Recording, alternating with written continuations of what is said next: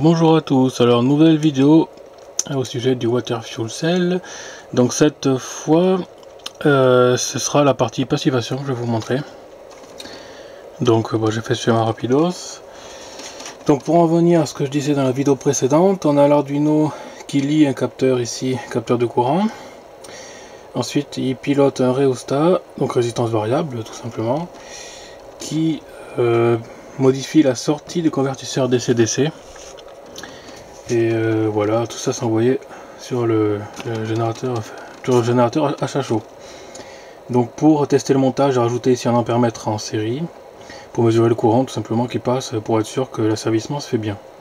Donc là j'ai fait un petit programme, une petite séquence qui fait 1 ampère et demi, 2 ampères, 2 ampères et demi et 3 ampères. Et ensuite on revient à 1 ampère et demi. Il fait des pauses, donc normalement en fait ce genre de convertisseur on ne peut pas l'éteindre. Donc il y a toujours 1 ampère au minimum. Donc en fait, quand l'ampèremètre indique 1 ampère, qu'il y a un ampère continu qui passe, il faut considérer que c'est l'équivalent de 0 ampère en fait. Et il faudrait que je rajoute un MOSFET par exemple en série pour piloter, pour arrêter en fait complètement la tension, vu que lui il sort tout le temps une tension à 12 volts minimale quoi. Donc on peut pas le couper en fait. Ou alors il faut que je pirate encore la carte pour rajouter une autre entrée, mais bon je sais pas si elle fait, donc voilà. Donc c'est très simple, hein. Donc voilà, l'Arduino lit le courant, il pilote l'aérostat pour adapter la tension au courant défini dans la boucle d'asservissement en fait, pour faire la passivation des tubes. Voilà, c'est un générateur à plaque que j'ai mis, c'est une boîte cell, mais bon, c'est pareil, hein. Sur le principe c'est la même chose. Voilà, sur le principe de la passivation. Donc pour faire la mesure, donc j'ai un ampèremètre ici en série, et puis j'ai rajouté ici en sortie une sonde d'oscillo pour voir la tension en fait qui augmente, pour s'adapter au courant. Voilà, c'est ce que je viens d'expliquer dans les vidéos précédentes là, et puis là. Voilà, donc le montage est ici. La sonde oscillo est là, branchée sur la sortie et pilotée ici. Donc le capteur de courant, voilà. Donc là j'ai mon ampèremètre qui est branché entre le générateur achat chaud, donc il part par ce fil là, le générateur il part là, par derrière. Et puis voilà, donc l'ampèremètre ici qui indique le courant. Bon, bien sûr c'est du matos bas de gamme, donc c'est voilà quoi, j'ai pas le choix de toute façon. Donc du matos de merde qui au bout d'un certain temps commence un peu à tomber en panne. Voilà. Alors je vais zoomer sur la partie qui intéresse en fait, parce que est-ce qu'on lit le courant, ouais. Alors je fais attention, je fais afficher la tension ici RMS, la tension moyenne en fait, parce qu'on va voir que c'est parasité. La sortie d'alimentation, c'est du découpage, donc donc c'est parasité. Voilà, donc je vais d'abord faire un reset et ensuite je mets la puissance. Donc le 1 ampère qui est là c'est considéré 0 en fait, donc il va monter jusqu'à 1 ampère et demi, se stabiliser. Donc on voit la tension ici, on a 14 volts. Donc il reste comme ça 5 secondes, ensuite il tombe à 1 ampère, ce qui est considéré comme 0 en fait, donc 12 volts minimum, j'ai pas le choix. Ensuite il remonte, donc on voit ici la tension qui augmente doucement. Pour stabiliser à 2 ampères, on a 15 volts 7. Ensuite il recoupe à 1 ampère.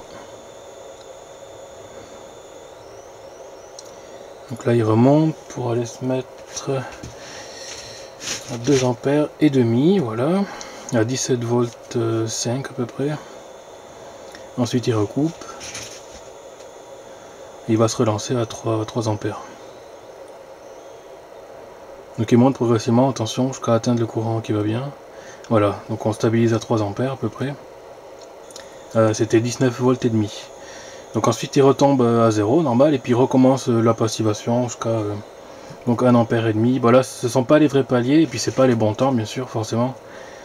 Les paliers sont sur internet. Et les temps c'est pareil. Donc là j'ai mis des temps, j'ai dû mettre 5 secondes à peu près pour pouvoir faire une vidéo rapide où on voit les cycles qui défilent. Voilà. Donc là c'est juste pour la vidéo que j'ai mis ces temps là.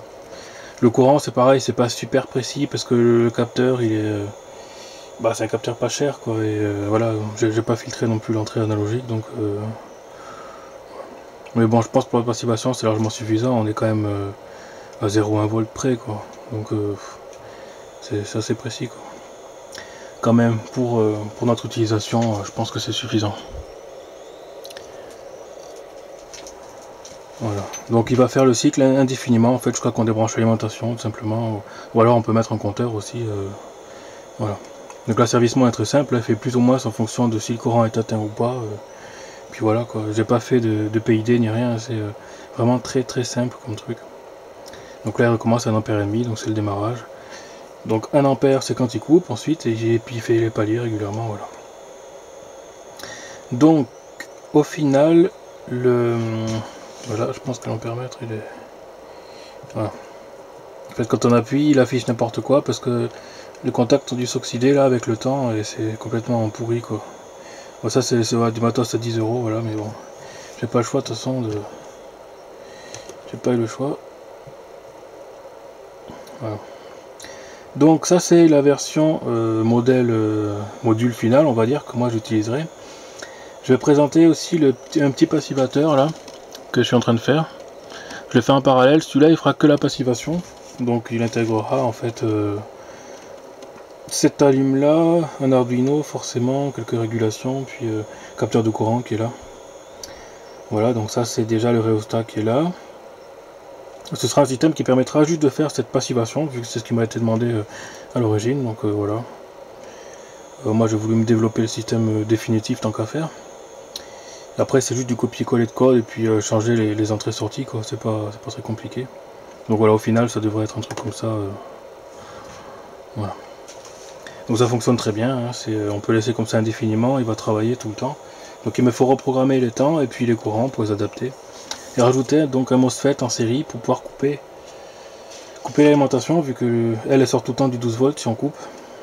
Donc voilà, il faut rajouter donc sûrement sur le moins ici, mettre un petit MOSFET pour commuter, voilà quoi, pour couper proprement, faire tomber le courant à 0. Voilà, le but. Donc on peut voir que c'est bien parasité quand même, c'est une alimentation découpage, donc voilà, il y a sûrement moyen d'améliorer un peu les choses encore. Mais sinon sur le principe, voilà, on est pas mal quand même. Donc voilà pour cette petite vidéo. A plus.